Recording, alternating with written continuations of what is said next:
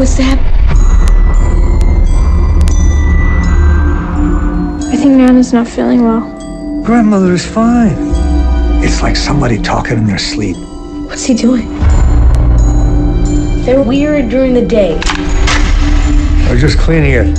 And even weirder at night? I'm scared to go on. That is a clip from the new movie, The Visit, which opens up today. And David Blaustein with ABC News will give us the insights on that. Good morning, David Blaustein. Good morning, Kelly.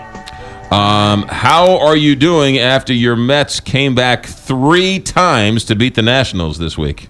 Well, I'm still. It's not over till it's over. Okay. Until they clinch something, I won't be satisfied. It's nice. It's very nice. It felt great. Yes. I'm not going to lie. I didn't see this coming. Nobody did.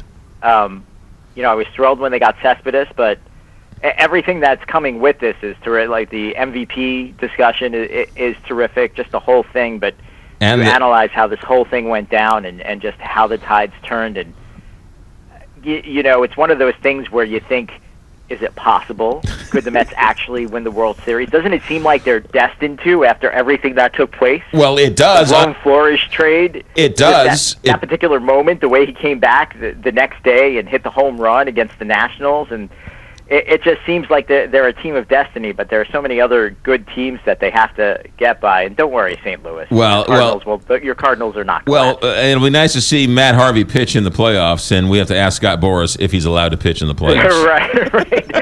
Harvey's just not. He's a little inconsistent, which is, I think, to be expected after you have that surgery, your first season back. But I don't think Harvey's their best pitcher right now. But they're all pretty terrific, except for John Neese. I think Neese is not pitching well, and I'm not saying you have to get rid of him, but I don't think he should be part of your starting rotation in the postseason. That's for sure. Bartolo Colon is suddenly a nice surprise. But he's a hitting fool. Streak came to an end last night. He's a hitting fool. All right, let's get to some movies here. The Visit, which we heard the clip from opening up the segment. David Blaustein, what do you think? Well, what I know is that this is an M. Night Shyamalan movie, and M. Night Shyamalan hasn't really made an interesting movie in about 11 years. And, he set the bar really high with The Sixth Sense. A lot of people don't realize that was actually the third movie, I think, he wrote and directed, but the first 2 were not mainstream movies.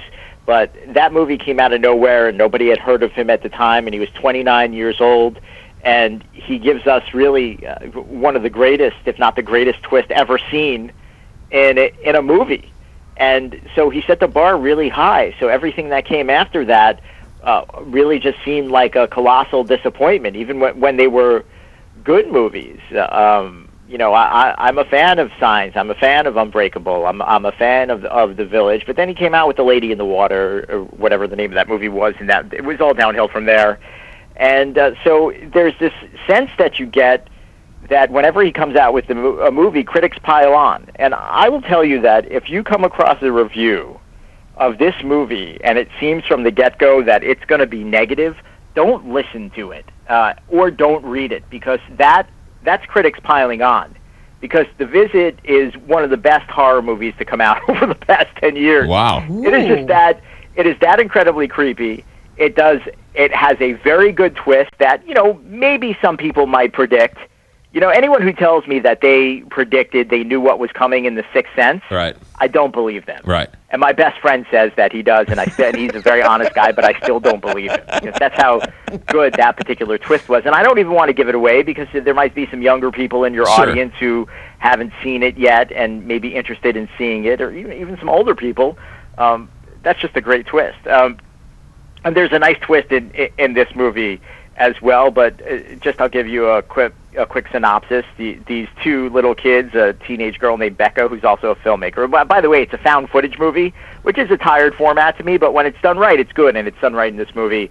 So she's an aspiring filmmaker, and her little brother Tyler, who is a 12-year-old a lover of hip-hop, so he's freestyle, he freestyle raps, which we've seen here and there, but it's done very well in this movie. They're going to spend a week with their estranged grandparents. Their mother hasn't seen the grandparents or spoken to them in 15 years because she had a fight with them. The grandparents found her on the internet and said, we'd like to get to know our grandchildren. And also the mother is played by the great Catherine Hahn, is profoundly sad because her husband had left her 5 years earlier.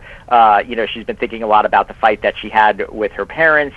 And the kids think it's a good idea because the mom is dating and she always has to hang out with them, so they think it's nice to give them a break. So they go to this little town in Pennsylvania where the grandparents live on a farm where there's no cell phone reception, so you're going to get even creepier there. And the grandparents are very, very, very strange. Not your typical nana pop-pop, There's a good reason for that, and I'm not going to tell you if there's a supernatural element or not to this, but I'll just tell you that this movie's done very well, and I haven't been creeped out like this in a horror movie in years. So 4 out of 5 stars. Wow. All right. There you go. The Visit. We got just a minute. 90 Minutes in Heaven, which sounds like a date with Millhaven, but... Lordy Lord. What do you think of that one?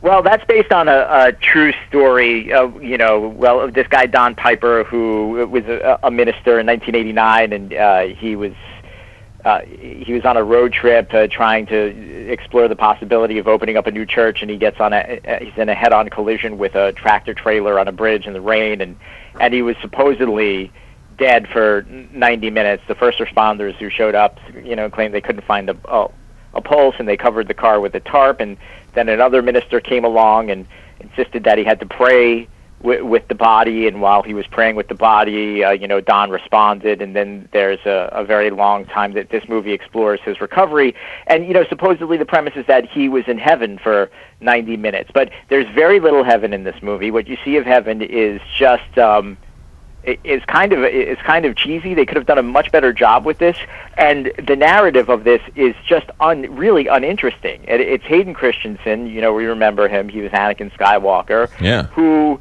is an okay actor, I guess, and Kate Bosworth, who's a good actress, but the story is so boring. This is a movie that's preaching to the choir. If you read the book and you're enamored with the story, then you'll like the movie, but there's no reason to like this movie from a critical or cinematic perspective, because the narrative is terrible, the writing is terrible. The only good thing I can say about it is it was shot beautifully. That's about it, but I can't do any better than 1 out of 5 stars. I mean, it's a bad movie. David Blaustein, have yourself a good weekend. Good luck to your Dallas Cowboys, and we'll talk to you next Friday. Thank you, guys. Take care. David Blaustein, ladies and gentlemen, here on the Big 550 KTRS, The Visit. All right. I want to see that this weekend. Get some popcorn and scare yourself. What I'm saying. Yellow Farmhouse Winery. It's going to be